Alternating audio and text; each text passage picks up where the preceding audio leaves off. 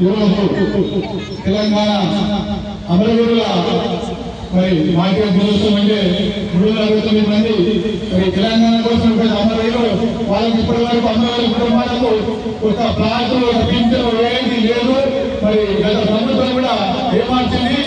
ఇప్పుడు కూడా రేవంత్ రెడ్డి గారు మరి ఏమార్చకుండా ప్రతి ఒక్క అమరవీరుల కుటుంబాలకు అప్పటి 1960 ఉద్యమంలో కానీ అలాగే ఇప్పటి మరి 2000 ఉద్యమంలో కానీ ఏ కుటుంబానికి కూడా ఒక ఆసరా పింఛనం లేదు, ఒక ప్లాట్ లేదు, ఒక కుటుంబానికి మరి ఒక నష్టపరిహారం కూడా మరి గత ప్రభుత్వాలను మరి భారతోటి కొత్త ప్రభుత్వం వచ్చింది కాంగ్రెస్ ప్రభుత్వం.